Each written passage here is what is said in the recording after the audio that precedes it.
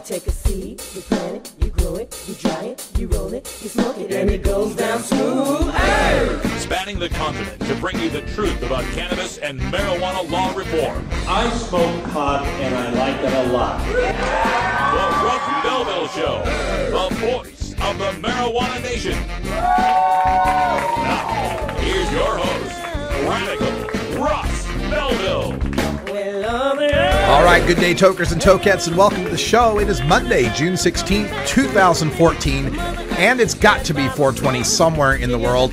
And unfortunately, we have to open up this Monday's show, as we opened up last Monday's show, by saying farewell to another strong state advocate for marijuana rights. Right here in the state of Oregon, longtime activist, disabled patient Jim Gregg passed away this morning. He was a fixture at the State House in Salem. I saw him just about every time I went down there for a protest or a hearing, and it just won't be the same going to Salem and not seeing Jim Gregg roaming the halls anymore. But his fight lives on in the many people that he mentored throughout the years here in Oregon to help educate legislators and to help fight for an end of marijuana prohibition. So, Jim, we will be passing marijuana legalization this November in your honor. All right, let's go to our virtual studio in Colorado, where we've got Priscilla Seiben waiting nearby. How you doing, Priscilla? Oh, I'm great, thanks. How are you? I'm doing fantastic. I hope you had a good weekend. I did, actually. My Spurs from San Antonio won the champion, the NBA, so I'm really ecstatic. You're in Denver. You're not a Nuggets fan. You're a Spurs fan. How'd that happen?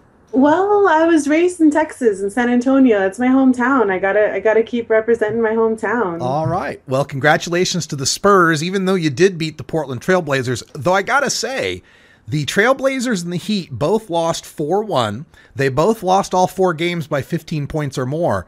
But the Trailblazers, the game we won, was at home by 11. The Heat won on the road by 2. So I say the Blazers did better than the champs. What do you think? Yeah, I'd say so. I think the Heat's just a lot of hype. I think you're absolutely right. I think we may be seeing the end of the big three concept in basketball, where they just get 3 superstars and think they can beat a team. Because I tell you, San Antonio showed that if you play team basketball, you're going to win, especially if you play good defense.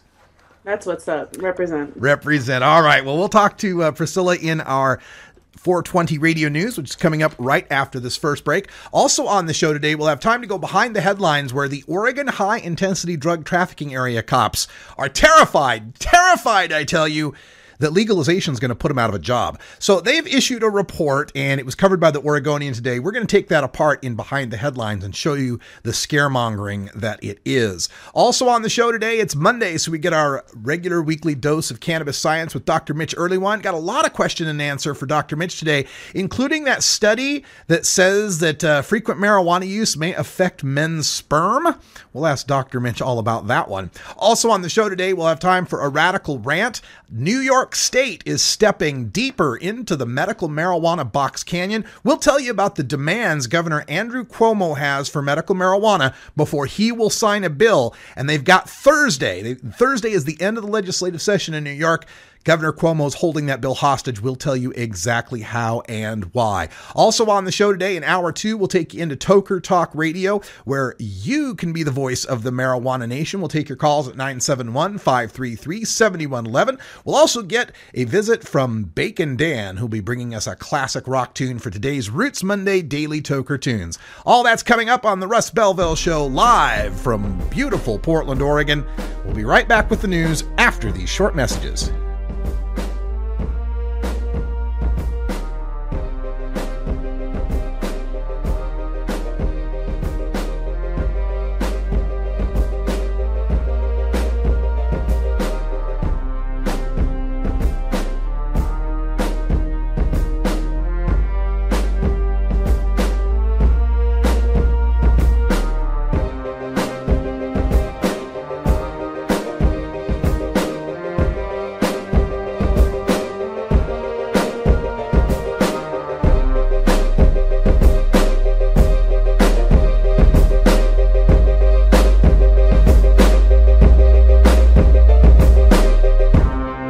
You're tuned into the Russ Belville Show, the voice of the marijuana nation.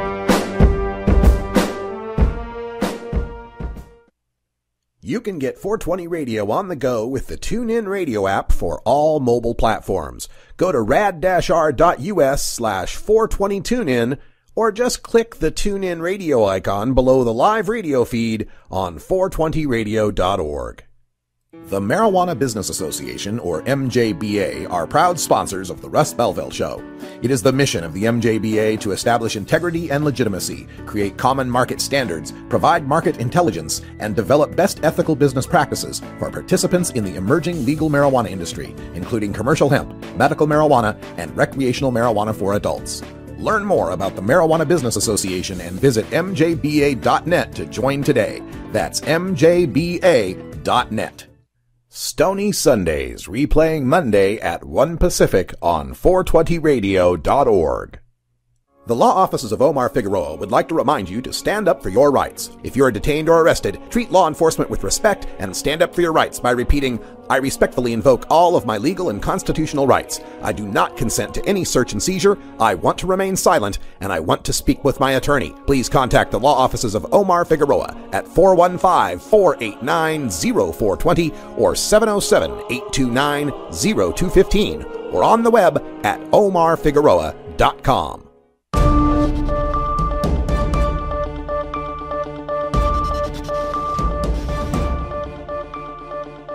It's time for the 420 Radio News, covering the latest headlines in consumer cannabis, medical marijuana, and industrial hemp.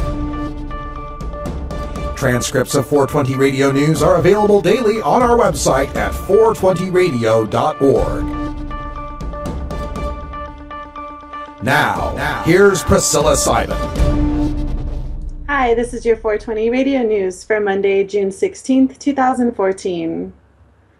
Governor Rick Scott of Florida has signed legislation making his state the 9th to allow the use of cannabidiol oil for medical purposes. Governor Scott said in a statement that as a, quote, father and grandfather, you never want to see kids suffer, end quote, and that this CBD-only bill will get children the, quote, medication needed to improve their quality of life, end quote. CBD oil will only be available for the treatment of cancer and epilepsy, and unlike other CBD-only states, Florida will have approved producers allowed to grow strains of less than 0.8% THC and greater than 10% CBD. The Republican senators who pushed the so-called Charlotte's Web bill into law expressed hope it would derail the November vote for a whole plant medical marijuana constitutional amendment, with one saying, quote, I hope the passage of the Charlotte's Web bill shows people we've done the responsible thing and that legalizing euphoric marijuana for functionally recreational purposes would be unnecessary and undesirable, end quote. Well, that's the quote I've been waiting for in any one of these CBD states that just proves what the intent is behind this for a lot of these legislators. It's not so much about helping sick kids suffer. It's about getting the heat off their ass for being incompassionate toward people, being uncompassionate.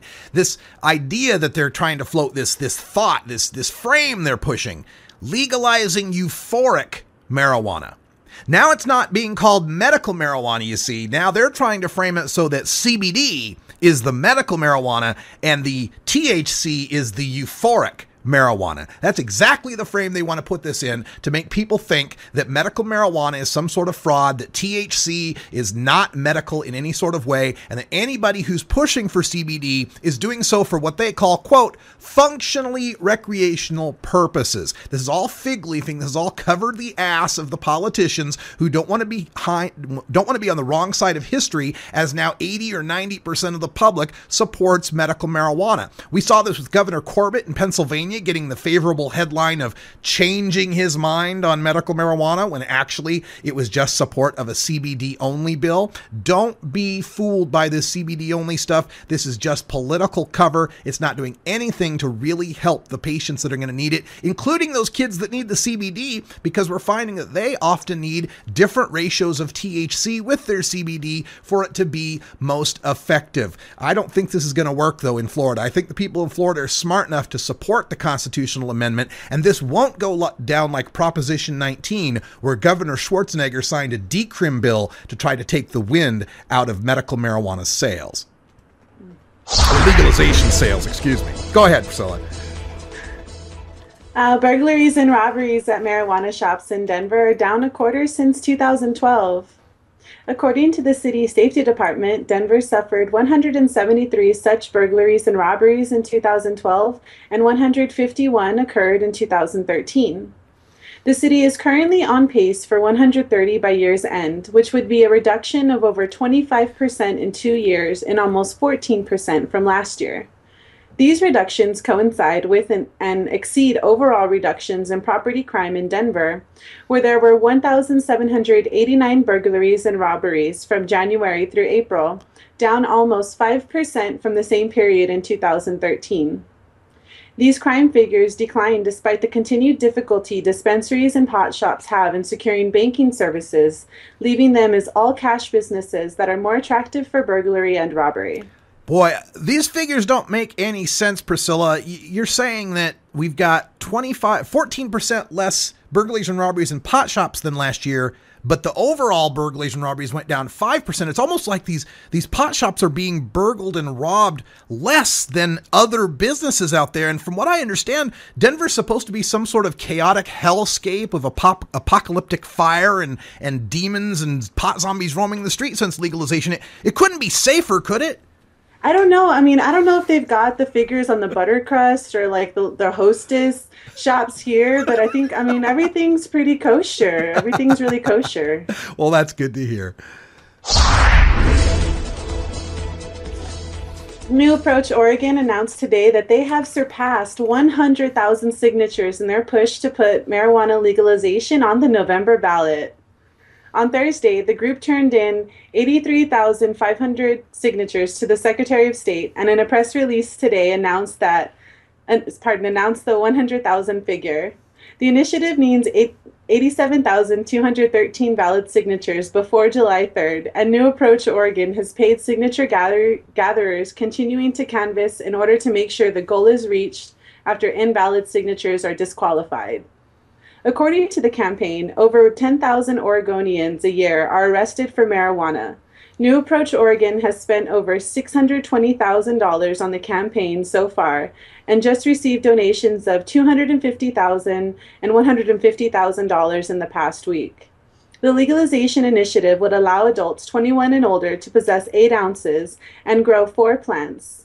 Create a system of growers, producers, and retailers, each requiring a $1,250 fee and license, and mandate a strict cap of $1.25 per gram in taxation. There's so many numbers today. It's all Why'd numbers. you do that? Why do we do that to you? Oh my God.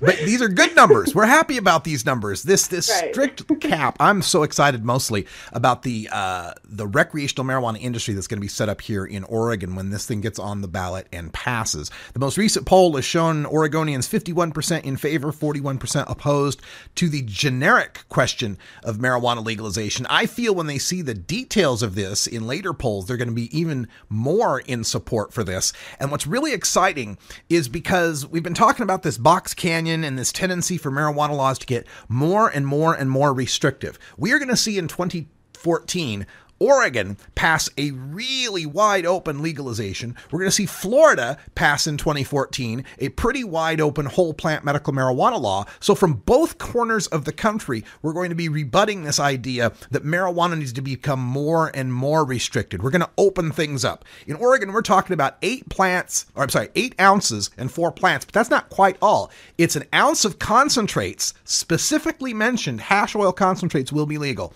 An ounce of concentrates, 8 ounces of plants, 16 ounces of edibles, 72 ounces of tinctures. That's a 6-pack of tinctures, and the cultivation of 4 plants. Now, this is limited on a residential basis. You can only have that in one house. So if there's, 4 of you living in a house, you each only get to possess 2 ounces of weed and grow 1 plant. And a lot of people are complaining about that. However, the commercial licensing is at $1,250 for growers, processors, and retailers. So if you want to grow more than 4 plants, spend your $1,250 and get your commercial grower's license. There's nothing in this law that requires you to actually sell any of that marijuana or pay any taxes on it, because if you don't sell it, you don't have to pay any taxes on it. So if you got a household of 4 of you and you want to grow more than 4 plants, kick in each of you, what would it be, $312 a piece, get your annual grower's license and grow to your commercial heart's content. You never really have to sell any of that stuff. And this capping the taxation at $1.25 a gram, it actually works out to $35 an ounce tax. $35 an ounce tax flat. That's it. No sales taxes, no excise taxes. So when Washington State has been up and running, their pot shops are supposed to open next month. They'll have pot shops up and running for 2 years based on 25% taxation at 3 different levels, plus an 8% state sales tax, plus the limitation of 1 ounce purchases. And they're going to have to try to compete with Oregon just across the river, where we're going to have 8 ounces of marijuana and a $35 an ounce tax. There's no way they'll be able to compete. And every state from that point on is going to have to say, hey, look, if we want to take some of Oregon's business, we've got to come up with better tax rates. It'll work just the way it works today with other businesses that get all sorts of tax breaks and sweetheart deals from states to lure their business in. Oregon and Florida are going to break the logjam. They're going to break through this box canyon, and they're going to lead to greater freedom for all people who use marijuana, sick and healthy alike. Show Me Cannabis in Missouri has erected a huge billboard in support of medical marijuana. The billboard features a picture of Daryl Bertrand, who suffers from degenerative disc disease and spinal stenosis, and his wife, with the title, quote, "Cannabis saved his life, Prohibition ruined theirs. Help Missouri patients get access. Text MED, capital MED, to 420-420. MED for MO.com," end quote. Daryl had been caught growing 47 marijuana plants after he could no longer take prescription painkillers without destroying his liver.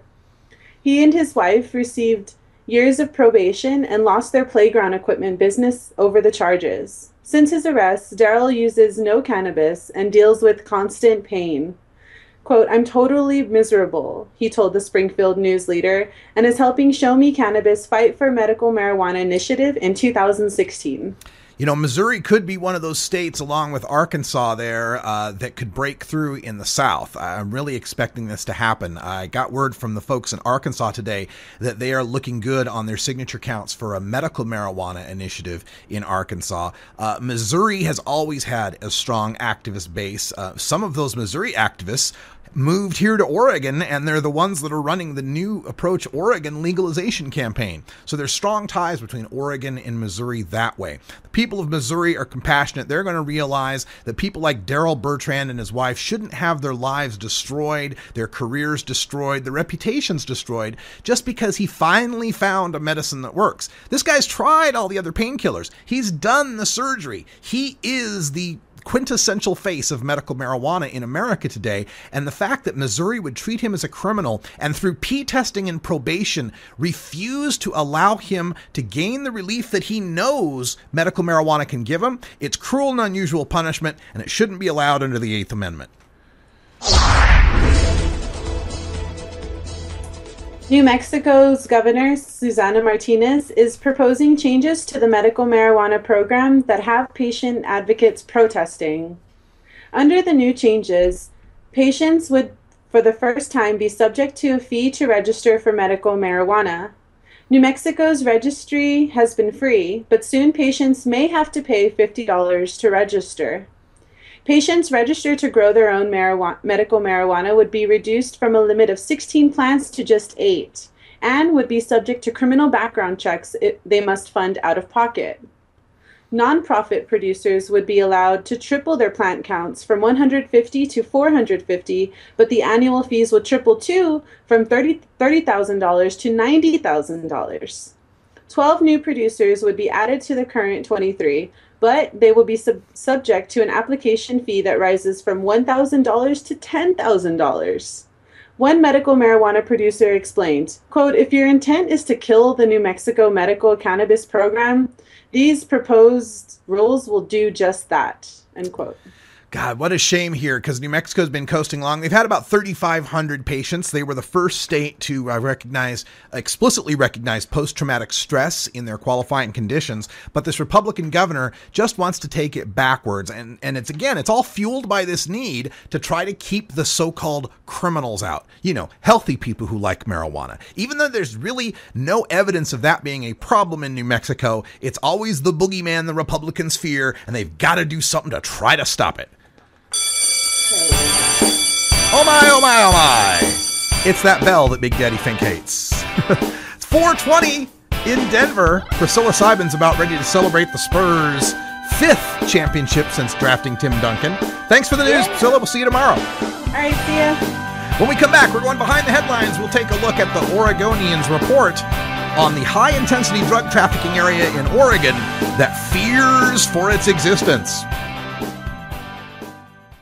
You can get 420 Radio on the go with the Ustream video app for Android and iPhone. Go to rad-r.us/420Ustream or just click the Ustream app icon for Android or iPhone below the live radio feed at 420radio.org. Adam Hand of Handmade Apparel produces quality custom designs for t-shirts, hats, and other apparel. Handmade Apparel is the official design shop for 420 Radio, among many clients who rely on Adam Hand for everything from short-run custom projects to full-run clothing lines. Visit handmadeapparel.biz to browse the selection of handmade gear or to get a personal quote for your own designs. Handmade Apparel, a proud supporter of 420.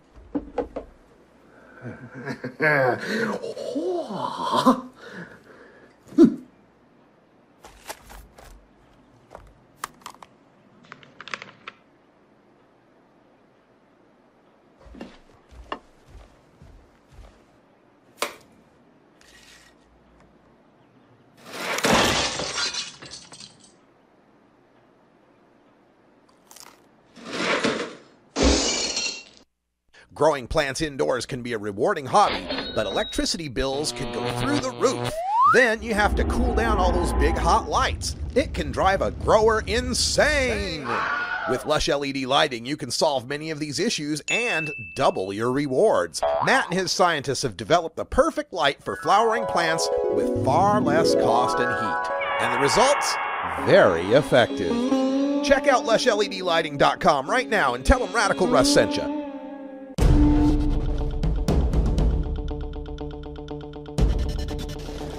All right, welcome back, everybody. 22, almost 23 after the hour. Time for us to go behind the headlines for the headline today out of my local paper, the Oregonian.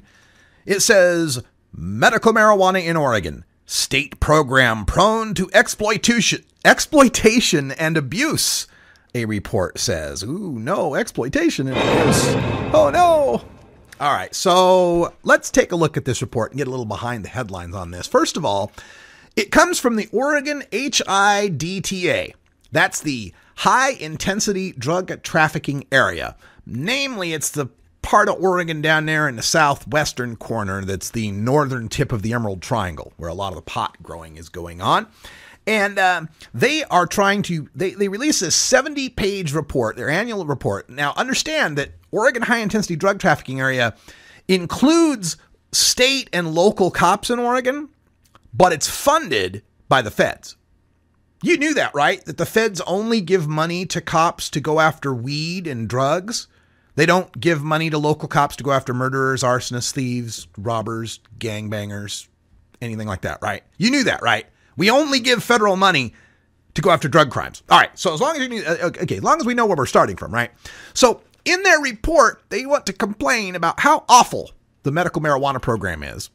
And here's what they say. They say there's a high level of marijuana available in their area, more available than it was in 2013. And that Oregon ranked 4th in the country for cannabis use by people age 12 and older.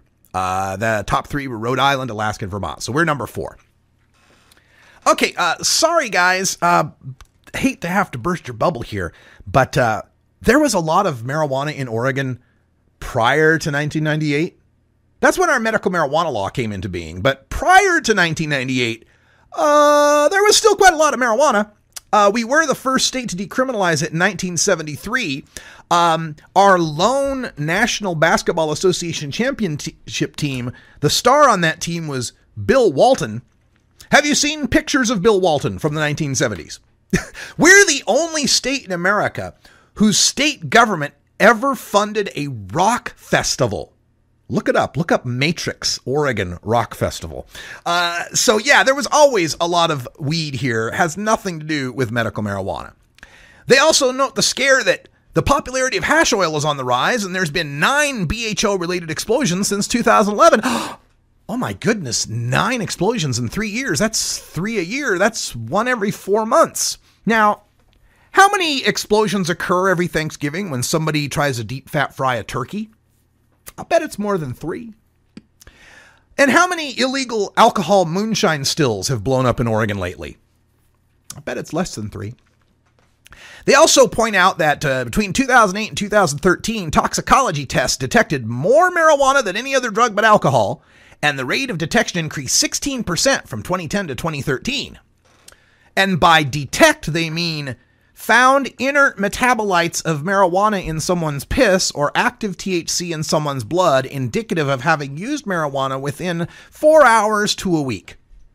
It says nothing about whether they were impaired at the time. In fact, all this tells us is that cops have worked 16% harder on catching pot-smoking drivers. That's all.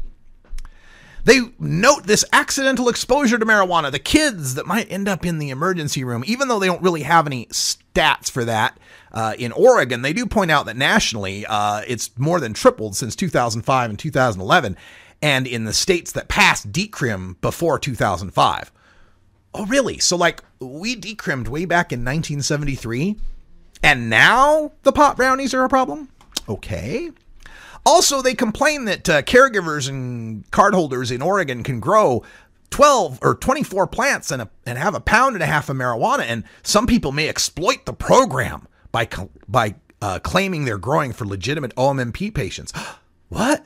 You mean passing medical marijuana didn't eliminate the law of supply and demand, and that healthy people still want to buy marijuana even though they are not legally allowed to? Gee, what would the solution for that be? Either make 60,000 patients go back to being criminals or legalize it for the healthy people. There's an idea. They complain about home invasion robberies, that they find these grow sites that are rigged with booby traps. Hey, who knew that something illegal would be a strong candidate for a home invasion robbery, where the person being robbed would be reticent to have to call law enforcement because it's a crime? How many home invasion robberies have there been lately attributed to people brewing their own beer at home? Oh yeah, not very many. Oh, and of course, today's weed is not your father's Woodstock weed. Its samples are reaching up to 15% THC, the highest ever recorded. Of course, it's not as high as the 100% THC you find in a Schedule 3 Marinol pill. And finally, they complain about how much cultivation is going on in Oregon, that the Mexican cartels are becoming a part of it. I have an idea. Let's legalize it and take those jobs from cartel growers and give them to Oregon farmers. All this is the Oregon cops sinking like the T-Rex into the tar pits of prohibition. They're on the wrong side of history, folks. We're back with Dr. Mitch after this.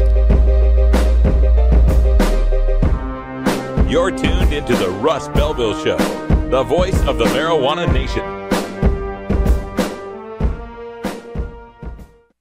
420 Radio is 24-hour marijuana legalization radio.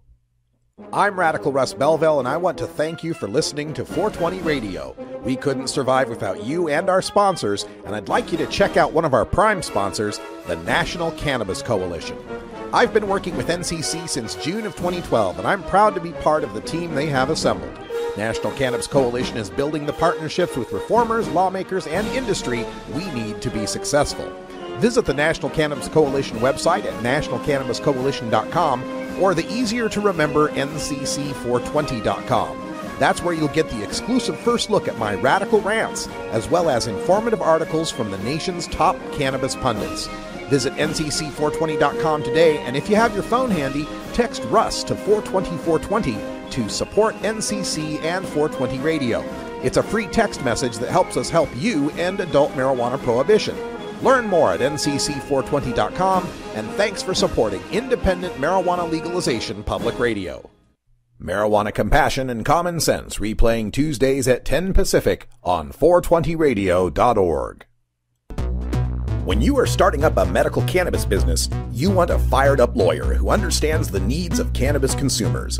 The Law Office of Lauren Vasquez is your fired-up lawyer for the cannabis industry. Visit her website, fireduplawyer.com, or call 1-855-MMJ-LAWS for more information. That's 855-665-5297 for Lauren Vasquez, your fired-up lawyer, or email fireduplawyer@gmail.com. It's time for the Russ Belville Show's Cannabis Q&A with Dr. Mitch Earlywine. Dr. Earlywine is a professor of psychology at the State University of New York at Albany and a leading author and researcher on cannabinoids and health, who pins the Ask Dr. Mitch column for High Times magazine. Get your questions ready in our live chat or call in to 971-533-7111 now. All right, welcome back, everyone. 31 after the hour. We're joined by Dr. Mitch Earlywine. Hi, Mitch. How are you? Having a great day. How about you? I'm fantastic, and we're just chock full of things to ask you today. Before we do, let me make sure the chat room knows you can get your questions in by chat. Put Q: in front of it. Makes it easier for us to see. The moderators can help you in the chat room if you're having difficulty. Or you can call our phone line at 971-533-7111. But it's been a while since we got to talk to the good doctor, and lots of stories have cropped up over these intervening weeks. We always like to give Dr. Mitch the first word in cannabis science. So what's the latest you want to talk about? Literally today, the DAB study that Mallory Laughlin and I worked on has finally come out. I'm predicting that the media will play up the bad and not the good. We found that basically folks who use flower cannabis and folks who use dabs don't have any difference in the problems they report. There's a modest increase in reported tolerance comparing dabs to flower. And then basically everybody thinks that everybody else will have problems with dabs, but they're not actually having them themselves. Well, that's interesting. Where can people download this study? Is it available online? As it turns out, I should have a link up on Facebook early tomorrow. So if folks just want to go to my Facebook page, I think I'll have it there. All right. Excellent. Well, let's get to some of these studies that have made it into the mainstream media as of late. And there's one that's got me really concerned, Dr. Mitch. Apparently, all my pot smoking has caused my sperm to mutate. Is this true? It's funny because actually I'm getting a weird echo, Russ. Let me see if I can fix that. that. Myself speak. All right. Hold on a moment. Can you do to turn down my mic? Yeah. Let me get that. Hold on. Give that a shot. I just didn't want to sound like I was stoned. The data on this, it's funny because literally back in the 70s, Gabriel Nahas had 8 guys in the hospital smoking 8 joints a day and donating sperm regularly. I can't imagine what that study must have been like. And then this one is a much larger sample, but they literally put these guys through every single possible variable and everything they could possibly find. And so I really don't want to make too much of this. Yeah, it's consistent with some data we had before, but we're talking about maybe folks having a modest decrease in sperm count or sperm motility, not the kind of thing that would be something you could rely on for birth control.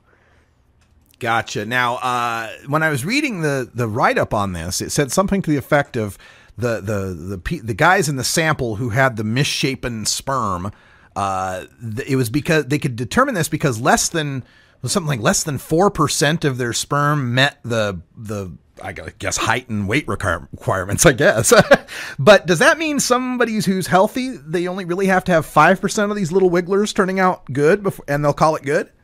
I mean, in truth, you only need one, right? So whoever swims best and fastest is the one who makes it.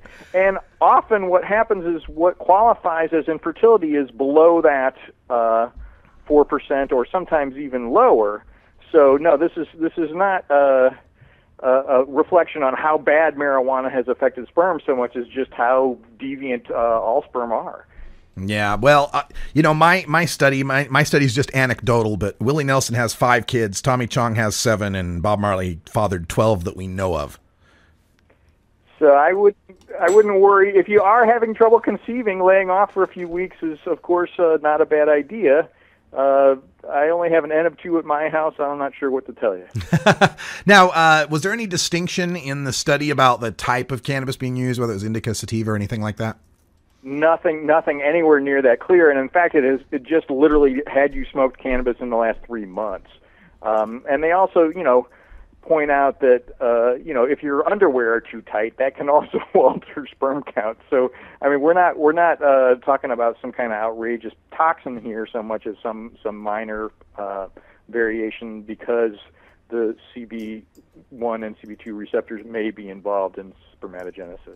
And fortunately, if you are trying to conceive and think that you need to, stop using some pot for a while, marijuana is the kind of drug that lets you stop using it for a while. And in truth, if your worst withdrawal thing is loss of appetite, you got nothing to worry about. All right. Let's get to this other study. I saw this one come out in Time magazine saying that marijuana use was linked to sleepless nights, which confused me because I thought a lot of people used cannabis to deal with insomnia. Well, and what's curious about this is they're kind of trying to get it, it's making people more tired during the day and really trying to play a big deal out of this, when in fact, plenty of folks, if they've got an indica type strain or a sedating strain, use cannabis to improve their sleep, and it tends to be relatively effective. But we do see this REM suppression, so that the quality of sleep can change, and the amount of time spent dreaming definitely does decrease.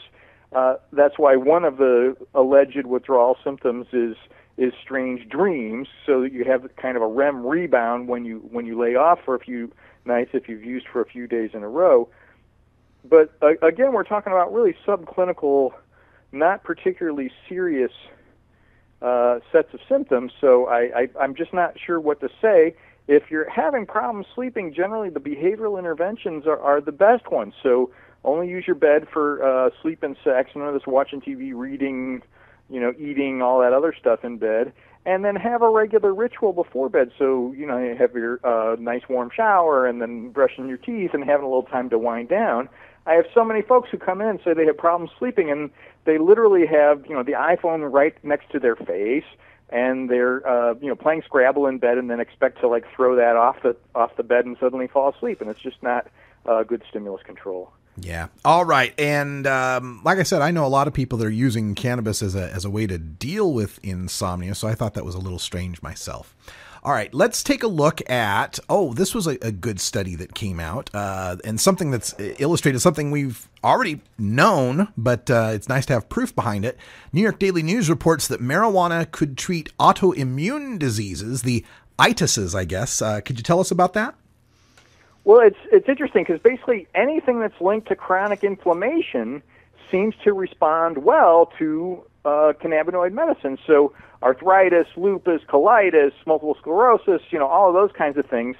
And they say, it may work by suppressing immune functions. And I think that's kind of scaremongering. It makes it sound like, and you're going to get sick if you use it or something like that. Literally all kinds of green plants have the potential to do this. Actually cherries, various fruits, all kinds of stuff that's good for you can decrease chronic inflammation if used in appropriate doses. But, not everybody can eat a half a pound of cherries every night or something like that. And so it just happens to be that THC is stronger and better at it. And so we're seeing lots and lots of basically immunoregulatory reactions to cannabis. And I think that's going to have some amazing implications.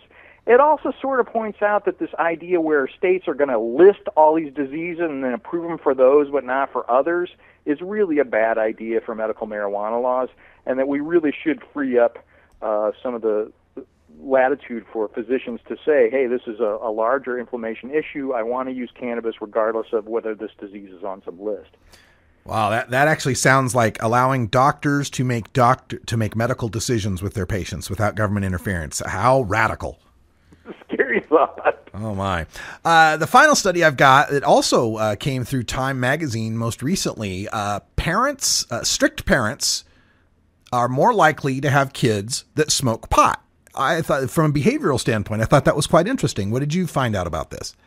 In fact, you look at their two parenting styles that sound a lot alike but are actually very, very different. One is authoritarian, meaning I'm the authority, I'm right, so just do what I say. And what a surprise, the kids of those parents run off and rebel and smoke a lot of marijuana. And authoritative, which is much more, look, here's the evidence. Let me reason this through with you why I would prefer you not smoke marijuana until your brain is developed. And then what a surprise, those kids seem to be more willing to wait. And it's a wonderful sort of confirmation of actually some comparable stuff we've seen in the alcohol literature and in general misbehaving. So if you're really, really super lenient or you're really, really super strict, it can be really bad for kids. But if you're willing to reason with them for walking through the rationale for why you would like them to make certain decisions, what a surprise. They're probably willing to think along those same lines you think. Wow, treating children with reason and logic. I don't know what's going to come of this. This could only be like bad. People and just might turn into them. This could only turn out bad. This is good news, actually. And from our chat room, we got people asking about the Minnesota medical marijuana law that just passed, the no plant medical marijuana law. And it looks as though New York Governor Cuomo is trying to push for something similar in New York. What do you think of this new trend toward no plant medical marijuana? I just don't understand it. I'm not even sure if I can call it medical marijuana. It's great to have access to the cannabinoids in any way, but I'm apprehensive about moving from a plant that we have literally 5 millennia of safety data on to some things that are probably safe, but we just don't have the same level of evidence for. Oh, my goodness. Sorry about that. We lost the connection. Let me get Dr. Mitch back on the line. It just seems odd to me that we would reject the safety profile that we found for cannabis plants.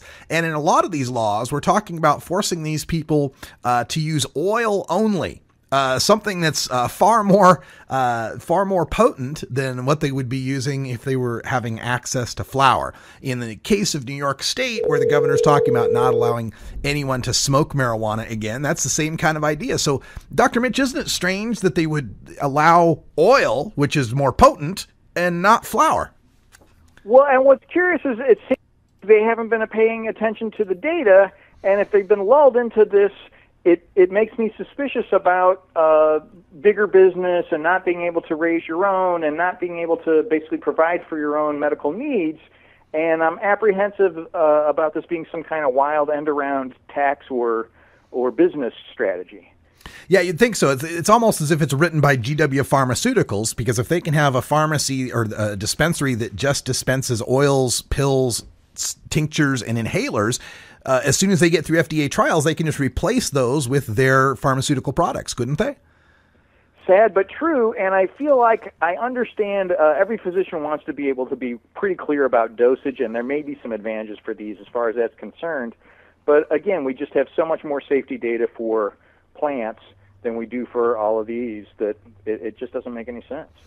All right, and in our final story that we've got here for Cannabis Science, before we get to it, let me remind folks that if you do have a question for Dr. Mitch and you just don't want to be public about it, you can always send it in by email. We have a contact form at 420radio.org, or you can just email directly to 420research@gmail.com. That's 420research@gmail.com. The headline I wanted to end with is this report. I believe Drug Policy Alliance and others had a hand in it, blasting the DEA for 4 decades of obstruction on marijuana. I know NORML had a lot to do with this too, with the 3 lawsuits to reschedule. What do you think about this report, and what kind of response is it getting in the mainstream?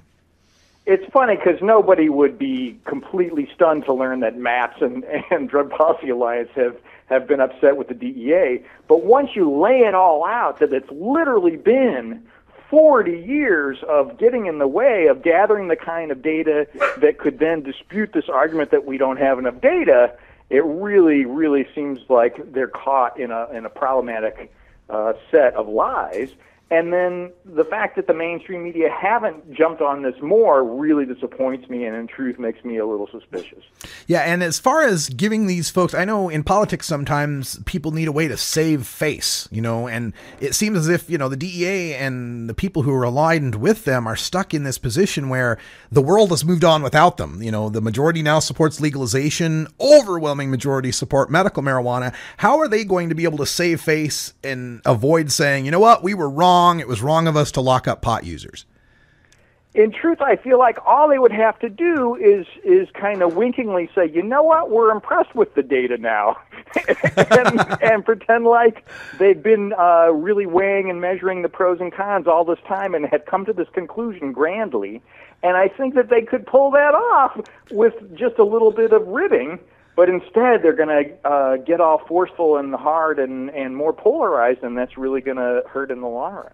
I like that attitude. We looked really, really hard for 40 years, and now finally, we believe maybe it's not the demon drug that leads straight to heroin. We've been swayed by the evidence. We're a very rational organization. It only took 4 decades, and in government work, that's progress. Exactly. All right. Well, thank you, Dr. Mitch, for all your contributions to Normal and to our show here, and we'll talk to you next week in Cannabis Science. Great to be back. All right. When we come back, we'll have more on this subject. We're going to talk about New York Governor Andrew Cuomo and his attempt to Minnesota-ize the medical marijuana law there, and how that's once again leading us deep into the Box Canyon. We'll be right back.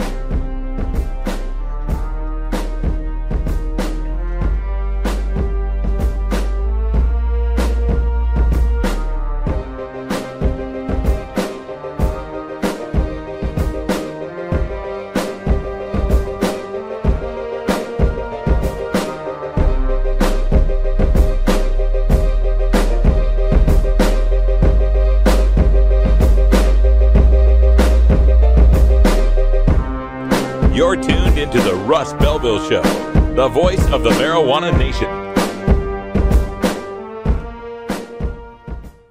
420 Radio, the activist radio station.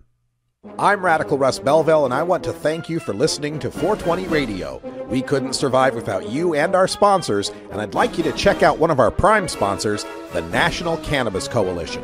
I've been working with NCC since June of 2012, and I'm proud to be part of the team they have assembled.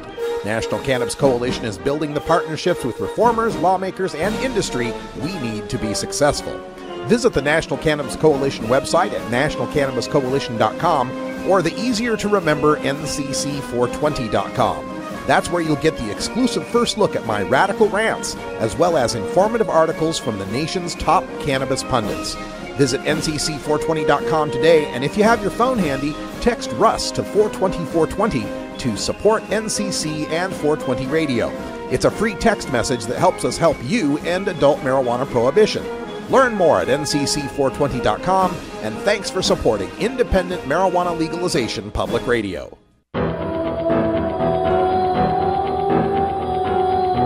In the interest of fair and balanced journalism, the Russ Belville Show presents the anti-drug public service announcement of the day. Once again, folks, item J343 is the Surfing Monkey Coin Bank. It's great for graduations, wedding gifts, and I believe we sold out on this one last time, so please do not let this one pass you by. Now let's go to caller Scott in Nashville. Hello. Now, Scott, I understand you just bought 15 of our Surfing Monkey Banks. Is that true? Yeah.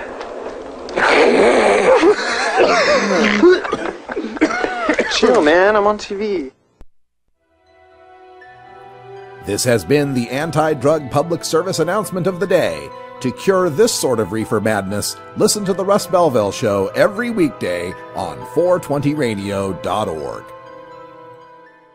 You know Herb Thrasher from the Herb Thrasher Flower Hour. Now get ready for Herb Age Designs for the proud cannabis consumer. Herb Age Designs, lifestyle gear for the 420 friendly. Herb Age Designs, we've got Frisbee golf discs and durable hemp gear. Herb Age Designs, we've got shot glasses, drinking glasses, coffee mugs, and beer cozies. Check us out on Facebook and online at herbagedesigns.com. And follow Herb Age and Herb Thrasher on Twitter. You can't handle handle the truth. Entirely legitimate topic for debate. You have offended my family. Hey, this is great, man. And you have offended a Shaolin temple. One major responsibility is to encourage people to use less drugs. I know nothing. I support a change in law to end federal criminal penalties for possession of up to 1 ounce of marijuana. We don't need no stinking budget. Homosexuality, immorality in general. How in the century you have slurred the meaning of the words we, the people. Be warned, this is not your mother's marijuana. You could ask yourself a question. Do I feel lucky? Well, do you, punk? I want to ask you a bunch of questions. I want to have them answered immediately. Surely you can't be serious. I am serious. And don't call me Shirley. Radical Rant. All right, welcome back, everybody. It is 50 after the hour, and I have submitted a blog post to Huffington Post about this New York Governor Andrew Cuomo marching us deeper into the box canyon of medical marijuana. He's issued a series of demands that he wants to have met before he'll sign the medical marijuana law they've been fighting through the Assembly and the Senate. Now, the legislature is going to adjourn this week, so his delay to announce these demands is clearly not in good faith. His demands would not only make the medical marijuana program largely unworkable in New York State, they are a deep step into the political box canyon medical marijuana laws have become. Now, I've been proposing this box canyon theory of medical marijuana for 6 years. Simply put, it means that if you only fight for medical marijuana, your marijuana will become only medical. It means that the effort to separate cannabis consumers into groups, deserving or undeserving of a cage by their medical conditions or lack thereof, is always going to leave some undeserving patients out and let some healthy people in. It means that the only true route to lasting relief for all medical marijuana patients is fighting for legalization for everyone, even healthy people. Now, the box canyon is a metaphor from the old cowboy westerns, where the gunfighters would be trapped by canyon walls ahead and to either side, unable to go anywhere but backwards into the clutches of the posse or the Indians pursuing them. The box canyon occurs politically when tighter and stricter forms of medical marijuana laws are passed to appease the powers that wish marijuana prohibition to continue. We end up being forced to go backwards into the agenda of our opponents, trapped on three sides by the political frames of medical, compassion, and criminals. First, it was the right of doctors, not legislators, to recommend medical treatments. California famously allowed doctors to recommend cannabis for any condition they believed it would help. Advocates explained that these were patients, not criminals, subtly defining a frame where cannabis consumers exist in two flavors, criminal and patient. Advocates presented the sickest cancer and AIDS patients and dared voters to choose compassion over prohibition, defining the frame where hard political choices must be made in favor of the sickest, even if those choices ignore the majority. Advocates even tried whitewashing getting high as medicating, pot parties as medicine evaluations, and healthy people's use of marijuana as all use is medical, thus playing fast and loose with a frame of medical that most people understand as doctors, medicines, and serious illnesses. So, into the box canyon marched the next few states to pass medical marijuana laws.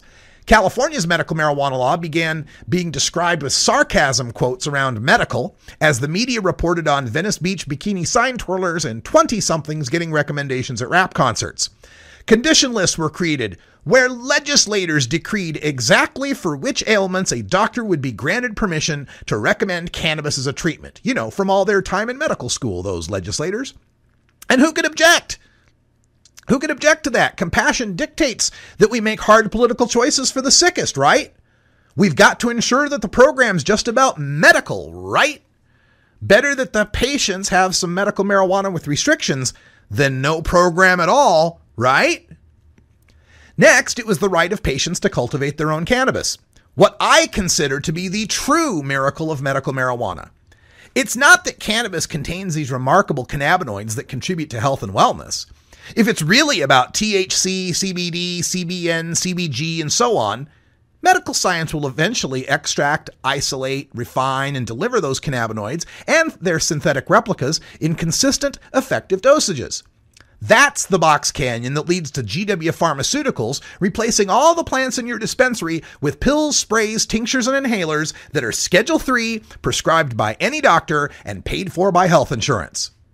No, the miracle of medical marijuana is that in order to be healthy, a patient doesn't need a big insurer to fund a big healthcare company that pays a big doctor who dispenses big pharma drugs. A patient can grow a little medicine in a closet or the backyard. That's the miracle. But not since 2010, when Arizona became the first medical marijuana state to deny the right of all patients to cultivate their own medicine. If a patient lives within 25 miles of a dispensary, advocates decided, they should be forced to shop at that dispensary and forbidden from growing their own medicine. That meant some patients funded their own grows after the law passed and then were forced to abandon them as dispensaries came online in Arizona. It's to the point now where 96% of the population lives within 25 miles of a dispensary, effectively a statewide home grow ban. And who could object? Without that rule, Arizona may never have passed medical marijuana, and compassion dictates that we make hard political choices for the sickest. And it is medical, right? Nobody gets to make their own OxyContin at home. Since Arizona in 2010, none of the recent medical marijuana states have allowed for all patients to home grow. Once law enforcement and their lackeys in the governor's mansions learned advocates would budge on the aspect of medical marijuana that threatens them the most, home grow, they began chipping away at the rest. Chronic pain? Why, too many criminals could fake that. It has to go. Glaucoma? No, we have better drugs that are actually medical. Patients should be forced to use those. Severe nausea? Nah, we don't like that either. Take it out, or none of the cancer patients get any marijuana. And again, who could object? Compassion dictates that we make the hard political choice to help the sickest cancer patients, right? Lately, even the most anti-medical marijuana states have found their own way into the box canyon by embracing the cannabidiol, or CBD-only medical marijuana laws. Seeing that little girl on the Sanjay Gupta documentary who was cured of her epilepsy awoke a firestorm of support from parents seeking that relief. Emboldened because they didn't have to take on any of the stigma of being criminals, because CBD doesn't get you high. Medical marijuana advocates had been beating red state Republicans with the cudgel of compassion for years. How could the GOP be so afraid of criminals that they'd let a cancer patient suffer?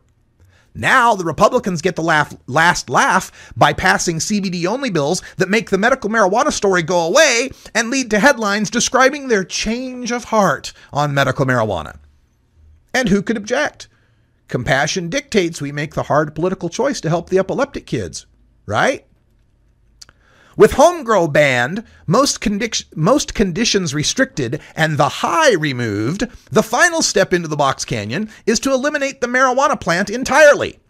Minnesota just took that step by passing a medical marijuana law that requires shopping at dispensaries for only pills, sprays, inhalers, and tinctures derived from cannabis that patients never get to touch, setting up the exact model of cannabinoid distribution GW Pharmaceuticals seeks to control. Now, Governor Cuomo in New York has demanded that there be an absolute ban on the smoking of any medical marijuana. Patients should only get their cannabinoids in oil and pill form. Patients should not be allowed to share their medicine with each other. Cheating your way onto the medical marijuana program should be a felony. The state should only have 20 dispensaries. The law should sunset in 5 years. There should be no timeline for implementation. Post-traumatic stress and traumatic brain injury shouldn't qualify. Alzheimer's, ALS, and muscular dystrophy shouldn't qualify. Cancer and HIV/AIDS patients shouldn't qualify to treat the pain, nausea, and wasting associated with their medical treatments. And doctors recommending marijuana should be subject to overrides by the State Department of Health. Governor Cuomo makes these demands today, the last day before the bill could be brokered for compromise, in order to make the legal 3-day window for signing before the end of the legislative session on Thursday. So what's it going to be, advocates? Compassion dictates that we make the tough political choices for the sickest, right? Or have our opponents finally marched us deep enough into the Box Canyon for some of us to recognize that another win is actually a loss? We'll take your calls on that in hour 2. Coming up next, 971-533-7111. Is there a floor to a medical marijuana bill below which you would not support it? What is a deal breaker to you in a medical marijuana law? How much compassion must we have for how few patients in order for that bill to be a win? We'll take your calls at 971-533-7111. For Priscilla Seib and I'm Radical Russ, thanks for joining us, and until next time, take care of each other, tokers. This is the Russ Belville Show. The Russ Belville Show is blogging and podcasting daily at radicalruss.com. You take a seed, you plant it, you grow it, you dry it, you roll